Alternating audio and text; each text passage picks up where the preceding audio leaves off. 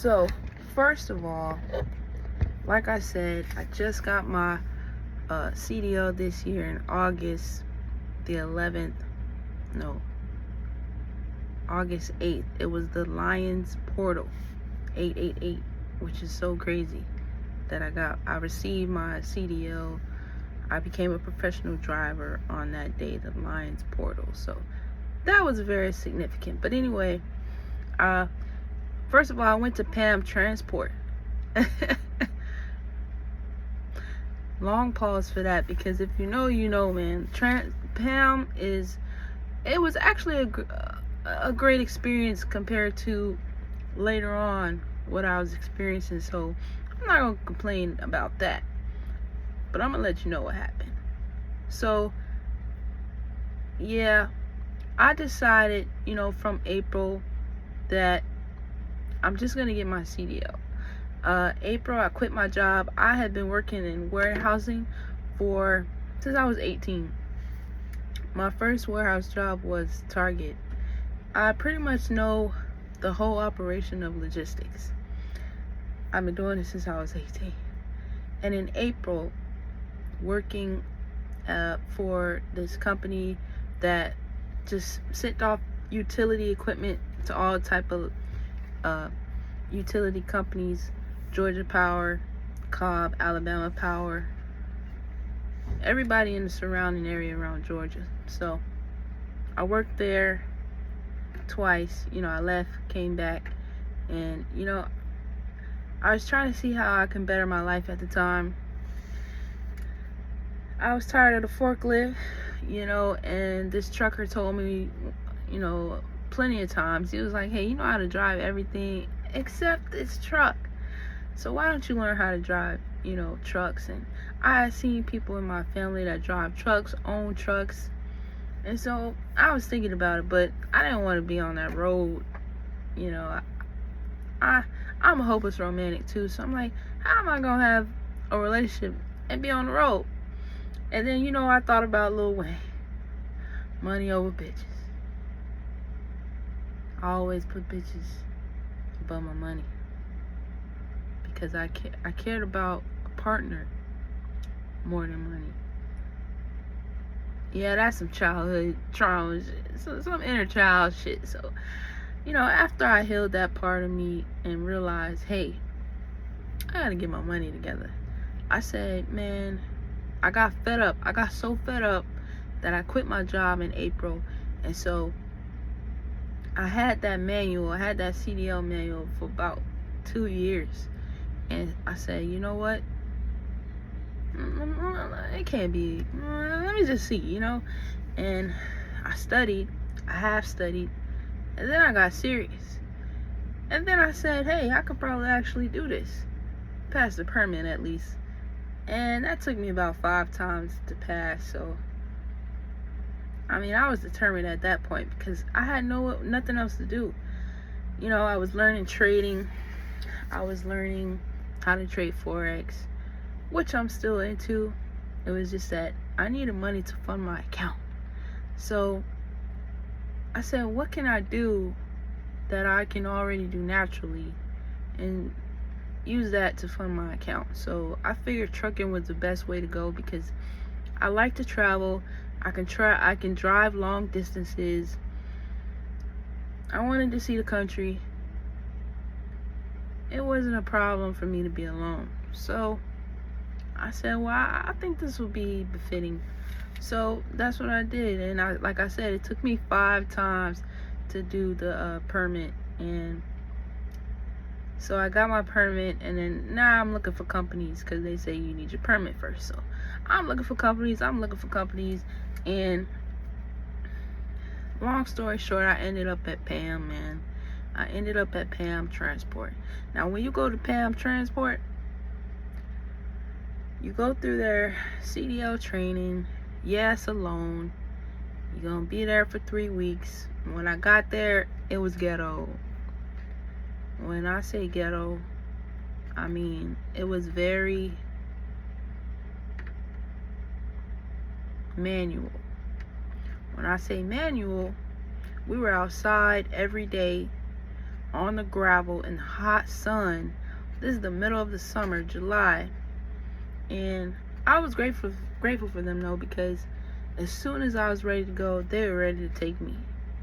And that's why I went with Pam, because as ready as I was, they were too, and I had to do something. I had quit my job. So I got there, like I said, well, the hotel was nice compared to some of these companies, man, that send you to these hotels, like I'm gonna mention later. You know what I'm saying? The hotel was nice, man. It had a water fountain in the lobby. Big water fountain. Had an indoor pool. It had a nice big room for if you had a roommate. It had 8 floors. It had, it was in a wealthy area. And it was in Arkansas. I went to the one in Arkansas. So I had my roommate. She was the opposite color, but she was cool as hell. I loved my roommate, man. Shout out to her. And so, like I said, it was manual, man. We was out there in the sun every single day for 3 weeks. We would be out there doing maneuvers, backing, your 90 degree, your straight backing, and your offset backing. And so I hammered at it, and I really surprised myself because I stuck with it. And I tend to do that when I'm determined anyway. But being out there in the hot sun, I mean, it was hot, 104, 107, it was hot. And I just made sure that I was prepared, and I just focused, man, and I was determined. I really impressed myself. I'm not gonna lie. I was really determined. I mean, you had to learn the pre-trip. You had to learn the backing. You had to learn how to drive on the road with the trailer and the tractor.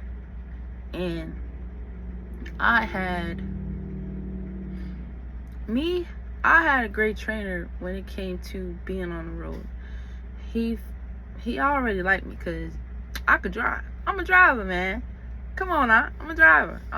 You know what I'm saying? I'm from Florida, but I'm a driver. So I was good with that. The backing took some time because I had good days and I had bad days, So that took some time. But I was determined, and it excited me every day. It excited me every day to get up and do something new. And I never knew what was going to happen that day, and that's what kept me, excited about it, enthused about it. So every day, man, I just hit the gravel. I hit the gravel, and Pam they were very supportive because I had left some important stuff at home. I thought that when I got my permit, I wouldn't need to bring my regular driver's license, so I forgot that. So I had support in getting that to me, and not my birth certificate, but my passport. I had left those 2 things at the house, but they were very supportive. They waited, and it took until the last week of training for my stuff to get there and me be able to take the CDL test.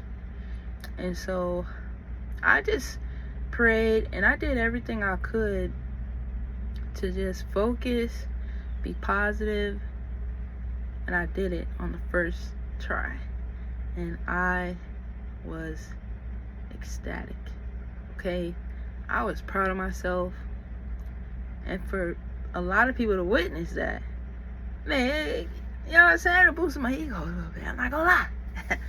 So yeah, I got my CDL in August, and that started my journey, man. It was a new beginning, another new beginning. So I went when you go home after you get your CDL with Pam, you go home and you don't get paid until you get your driver's code. So you could be, so when you go home and get your CDL, you gotta go get your actual hard copy. And then when you get your hard copy, you send it to Pam, and then you gotta wait, give them 7 days, and then when you get your driver code, then you start to wait for a trainer. They say give them another 7 days, you know, but while you get your driver code, you are getting paid, but it's nothing. What is it, $75 a day, $50 a day? Anyway, it ain't worth shit. So you better have another plan. You better have another hustle. So I mean, me, man, it was traumatic. I really don't remember everything, but I damn sure waited for like 2 weeks, I think. And then I went off to Fort Wayne, Indiana, and they put us in this it was like an efficiency. It wasn't what I was used to when I was in Arkansas. I was spoiled as hell. No indoor pool, no pool at all. And it did have a kitchen though, but it had some meth heads. It has some, you know what I'm saying? I ain't never, you feel me? But the good part about it is I didn't have a roommate the whole time. So I was ecstatic about that. So, got through that. Actually, I didn't get through that. Training.